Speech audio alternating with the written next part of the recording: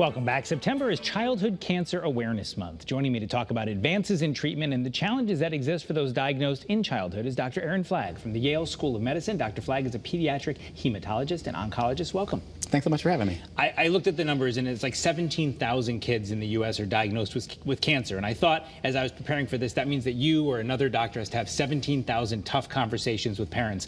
But with this month being an awareness month, I thought a lot of that must be there's a lot of hope that didn't used to exist. So tell us kind of what the status is right now with childhood cancer in America. Yeah, that's absolutely true. There's a ton of hope right now.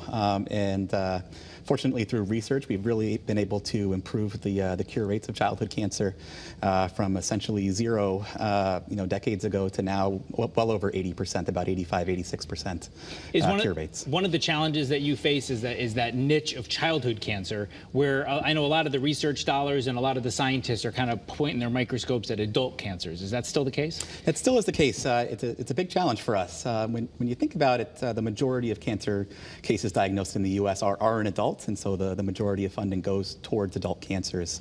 Pediatric cancer funding makes up about 4% of all cancer funding in the U.S.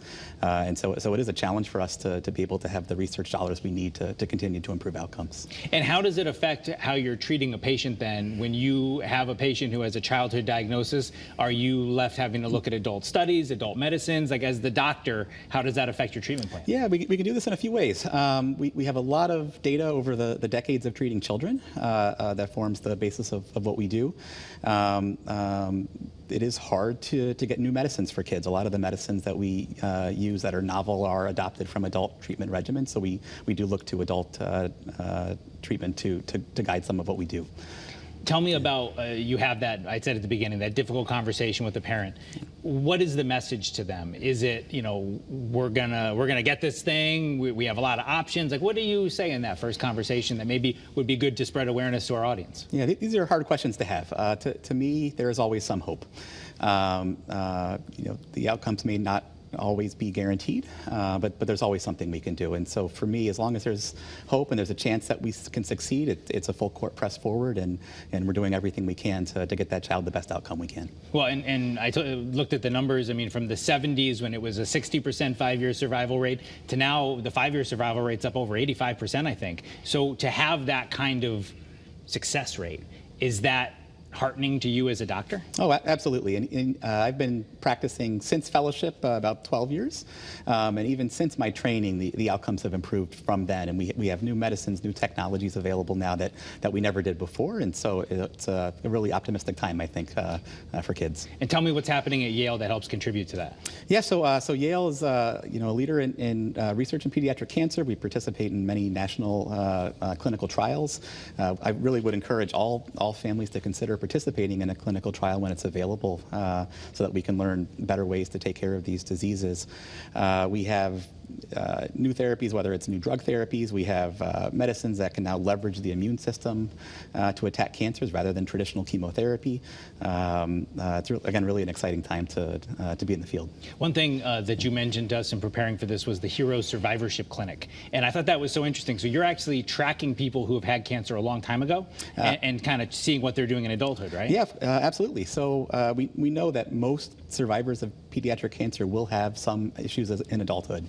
And so for us, it's very important not just to be able to cure cancer, but to be able to give a quality life afterwards. And so we follow patients throughout the lifespan. I think we have some patients into their 60s now who were treated many, many years ago for cancer, to be able to assess them for chronic health conditions and to refer them to appropriate specialists early to stay on top of those conditions. Is there anything that you would want to tell parents if somebody's watching this, Dr. Flagg, who says, I have a young child or I have a young grandchild? Is there any message that you want to give them, anything that they should be talking to their doctors about or watching out for symptom-wise, or just, hey, you're going to be fine? What's the message to parents around a young or grandparents around a young child? Yeah, so I mean, fortunately, most children are not going to have cancer. It's still a fairly rare disease overall. I think it's important to always be in touch with your regular care providers when there's concerns. We don't have a lot of screening for childhood cancer. It's different than adults, who might get a mammogram or a colonoscopy. Most childhood cancer doesn't come with a warning like that. But certainly if they're if there's health conditions, if there's bumps, if there's fevers, rashes, anything that's a concern, definitely to bring it up with their doctors. Now, what, as a provider and somebody dealing with these cases every single day, what gives you hope right now? Are there things on the horizon that you're saying, hey, there's some cool stuff coming? Yeah, I think again, just generally, the research efforts in pediatrics continue to be strong. I think there's just so many new ways to attack cancers, and to me, getting away from traditional chemotherapy, ways to leverage one's own immune system to help attack cancers, is making a lot of headway in adults, and I think there's definitely room for that in pediatrics as well. And I think being able to treat cancers with limited toxicity and not those long-term complications, is where we're headed, and hopefully we're going to get there. Now, I know sickle cell is also something that you deal with in your practice, right? And that's something that has some advancements happening now as well. Yeah, that's a really exciting situation in sickle cell disease, and September happens to be Sickle Cell Disease Awareness Month as well. But sickle cell disease is a chronic blood disorder that leads to a lot of complications for those patients, and early mortality from that disease. For most of time before now, this was a disease we could treat, but we couldn't cure. Very recently, there are new curative methods that are out there. We started with bone marrow transplant as a way to fix that, and just recently approved our gene therapies, where we can actually take a patient's own blood stem cells, fix the sickle cell gene essentially, and put that back into patients to cure sickle cell without having to do a bone marrow transplant. And this is really revolutionary for that. Yale happens to be the first center in Connecticut to offer this, and we're really excited for what that's going to bring for the future. So it must just be, as much as what you do is a tough job, it must be awfully rewarding right now to be seeing these developments. You said 12 years, including your fellowship, to see this sort of blasting off moving forward, and getting the cure rates getting better and the treatments getting better.